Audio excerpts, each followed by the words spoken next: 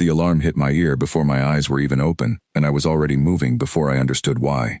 My name is Daniel Voss, and I was the flight commander of the 9th Strike Wing, and in the 3 minutes it took me to reach the bridge, 9 unknown ships had already dropped out of deep space directly above a world I had sworn to protect. 70 enemy warships sat between us and that world, 70 against 9. The math should have been a joke. It was not a joke. I strapped into my seat and pulled up the tactical display, and the first thing I noticed was how calm everyone around me looked. Not brave calm, certain calm.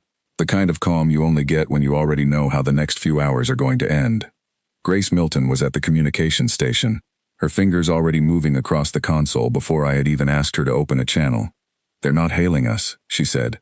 "They're not asking for terms, they're just coming." I looked at the numbers again. 70 ships arranged in a formation the enemy called the 6th Formation, a defense pattern that had never once been broken in 3 centuries of war between our people and theirs. 3 centuries. My grandmother's grandmother had fought this same enemy. My own father had died fighting them, at a border post 2 systems from here, in a battle that took 11 days to resolve and left nothing behind but wreckage and silence. 11 days for one battle. And here we were, 9 ships, expected to somehow do in hours what our ancestors had spent lifetimes failing to finish. "Sir," said Oliver Bryant, my second in command, "orders are orders. We were told this fleet is enough." I did not answer him right away.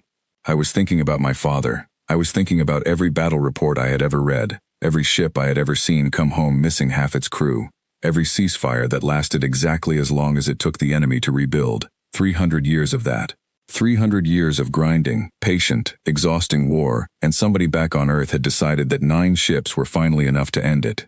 I trusted that decision, because I had seen what those 9 ships could actually do. I had trained with half the crews aboard them. I knew what was different this time. It was not the number of ships. It was what we had learned to stop holding back. The enemy fleet began to move. They moved the way they always moved, the way every single record of every single battle for 3 centuries had shown them moving. Slow, deliberate, formation locked, every ship covering the one beside it, every maneuver built around honor and ritual as much as strategy. Their culture treated war like a duel between generals, drawn out and formal. Each side allowed its moment to strike before the next moment came. We did not fight like that, we never really had. We had simply been holding ourselves back for 300 years, because nobody wanted to find out what would happen if we stopped. Today we stopped. "Target their communication relays first," I said. "Not their weapons, not their engines, their relays." Grace looked at me like she understood exactly why, and maybe she did, because she had grown up on the same battle stories I had. 70 ships were dangerous only if they could act as one mind. Cut the mind apart, and you were left with 70 frightened captains, each one alone, each one guessing. Our 9 ships split into 3 groups of 3, moving in a pattern that had nothing to do with any formation the enemy had ever studied. We were not covering each other in the way they expected cover to look. We were not protecting our flanks the way 3 centuries of their war doctrine said a fleet should protect its flanks. We were doing something else entirely, something built around speed and precision, instead of ritual and honor. Within the first 6 minutes, 4 of their communication nodes went dark. I heard it happen more than I saw it. A ship named the Halberd Cove, piloted by a young officer named Nathan Argyle, sliced through their outer picket line without firing a single shot meant to destroy. His weapons were tuned instead to disable, to blind, to silence. He hit their sensor arrays and their signal relays with such precision that 3 of their ships stopped moving entirely, not because they were damaged beyond repair, but because they no longer knew what was happening around them. "Formation 6th is broken," Grace called out, her voice steady despite the number rolling across her screen. "They can't coordinate anymore. They're acting alone." 70 ships, alone, against 9 ships that had never stopped acting as one. I want to be honest about what happened next, because it would be easy to make this sound like a slaughter, and it was not. It was something stranger than that, something almost sad in its precision. We were not trying to destroy them. We were trying to take away their ability to fight, one ship at a time, without ending the people inside those ships if we could help it. Every strike our crews made was aimed at disabling, not destroying. Reactor cores taken offline instead of ruptured, weapon mounts jammed instead of shattered, engines stalled instead of torn apart. By the second hour, 30 of their 70 ships were fully disabled, drifting silent in the dark, their crews alive but powerless, watching the rest of the battle unfold on whatever backup systems they still had. I remember Oliver turning to me at that point, his face pale, and asking the question that must have been sitting in everyone's chest. Why are we being this careful with them, after everything they've done to us? I thought about my father again. I thought about 300 years of war. War that had never really been about hatred, not for us, not even for them. It had been about two very different cultures who had never learned how to speak to each other, locked into a pattern neither side knew how to break. Because if we end this the way they expect us to, I said, we're just proving every story they've ever told about us. We end it the way they don't expect. Maybe that's the only way it actually ends. By the third hour, the enemy flagship attempted something none of us anticipated. Instead of retreating, instead of regrouping, its commander broke from what remained of the fleet and made a direct run toward the planet below, toward the very world we had come to protect. It was a desperate move, the kind of move made by someone who had run out of options and only had pride left to spend. I gave the order myself. Intercept. Do not let that ship reach the surface. Disable only. The Halberd Cove peeled off from the group, Nathan Argyle at the controls, and I watched on the display as his ship closed the distance faster than anything the enemy commander could have planned for. He came alongside the enemy flagship close enough that for a moment I thought he might collide with it on purpose, and then at the last possible second his weapons fired in a tight, controlled burst that swept across the flagship's engine section and nothing else.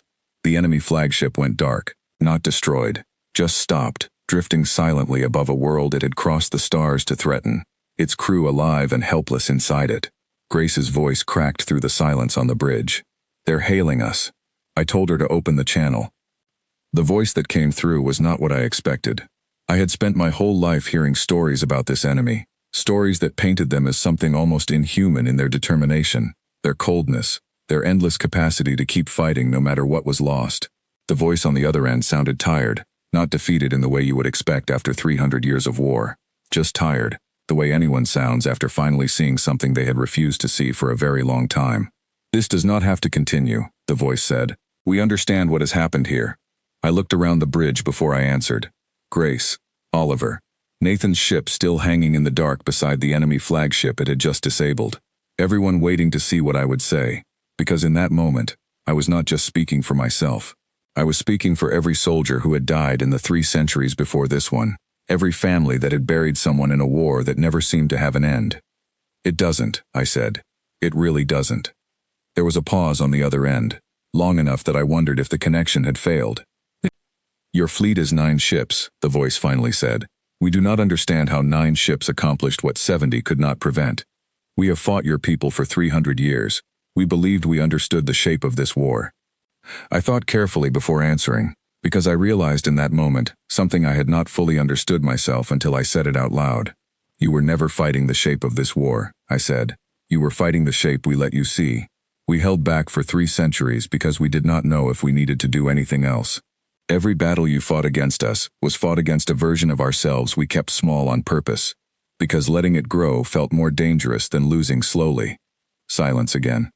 And today, the voice said quietly, you decided it was worth the danger. Today, I said, we decided the cost of holding back was higher than the cost of stopping. By the 4th hour, every surviving enemy ship in the system had been disabled, or had voluntarily powered down its weapons systems, choosing surrender over a fight none of them could see a path through anymore. Nathan's ship remained beside the enemy flagship the whole time, not as a threat, but almost like an escort, guiding the drifting vessel gently away from the planet's gravity well so it would not fall. I gave the order to open a full channel to the surface garrison of the world below, a colony called Escher Hollow, that had lived under threat of attack for longer than most of its residents had been alive. I wanted them to hear directly what had happened, not through a report filtered through command channels weeks later, but now, while it was still happening, while it still felt real. A woman's voice answered from the surface, someone named Laura Kent, the civilian administrator of the colony. She sounded like she had been awake for the entire battle, watching every second of it from whatever sensors the colony still had. Is it over? She asked. It's over, I told her. For today, and I believe for good. 9 ships, she said almost to herself. I watched the display. I counted 70 of theirs. I kept waiting for us to lose. So did I admitted, and I meant it. There had been a version of this battle in my head, built from 3 centuries of stories, where 9 ships simply were not enough, no matter what anyone back home believed. That version had not happened. I still was not entirely sure why, beyond the simple fact that we had finally stopped fighting the way we always had, and started fighting the way we actually could. By the 5th hour, The terms of surrender for the fleet above Isher Hollow were formally signed, transmitted, and confirmed. 61 enemy ships disabled, their crews alive, being gathered under careful watch rather than left adrift indefinitely. 9 ships lost none of their own, though Nathan's vessel came back with damage along its hull that would take weeks to repair. A war that our doctrine and every story I had ever been told said should have lasted cycles, weeks at the very least, had ended before any relief fleet, ours or theirs, had even received the first distress signal. I sat alone in my quarters afterward, the adrenaline finally draining out of me, and I found myself thinking not about the battle, but about everything that came before it. 3 centuries of grinding conflict. Generations of soldiers who had grown up, fought, and died believing this enemy was simply too determined, too well matched to ever truly be beaten. My own father had believed that. He had died believing it. And it had ended in an afternoon, because somebody, somewhere, finally decided that patience had a limit. I thought about the voice on the other end of that channel, tired and honest in a way I had never expected from an enemy commander. I thought about what it must feel like to spend 300 years believing you understood your opponent, only to discover in the space of 5 hours that you had never actually seen them at all. Grace found me there a while later, standing in the doorway with 2 cups of something warm, and she did not say anything at first. She just handed me one and sat down across from me. "You did the right thing," she said eventually, holding fire when you could have pushed harder, talking to them instead of just finishing it. "I don't know if it was the right thing," I said honestly. "I know it was the thing that felt true. 3 centuries of war never actually solved anything. Maybe 5 hours of restraint will. You really think it's over? All of it? Not just this fleet?" I considered the question for a long moment, because I did not want to give her an easy answer just to make either of us feel better. "I think it's over the way it needed to be over," I said. "Not because we destroyed them completely. Because we showed them something they never expected, and it scared them enough to finally listen instead of just fight. That kind of ending tends to hold. The other kind never does." Word of what happened at Isher Hollow spread faster than any official report could travel. By the time the sun rose again over that colony, every person on the surface knew that 9 ships had ended a war that 70 could not, and that the ending had come not through overwhelming destruction, but through a kind of precision and restraint nobody had expected from either side. I do not know what history will eventually say about that day. I do not know if future generations will remember the numbers, 70 against 9, or the hours, 3 centuries against 5, or if they will remember the smaller details instead. The tired voice on the other end of a channel. A colony administrator who had spent her whole life afraid, and finally was not. A young pilot named Nathan Argyle, who chose to disable an enemy flagship instead of destroying it, and in doing so opened a door that 300 years of war had kept firmly shut. What I do know is this. We spent 3 centuries believing that ending this war meant becoming something harder, something colder, something willing to match our enemy's patience with an equal and opposite patience of our own. We were wrong. Ending it meant becoming something else entirely, something that had been sitting quietly inside us the whole time, waiting for someone to finally decide it was worth the risk of letting it out. 9 ships did not win that day, because they were more powerful than 70. They won because for the first time in 300 years, we stopped fighting the war we were used to, and started fighting the one we were actually capable of finishing. And that difference, more than anything else, is what those 5 hours truly proved.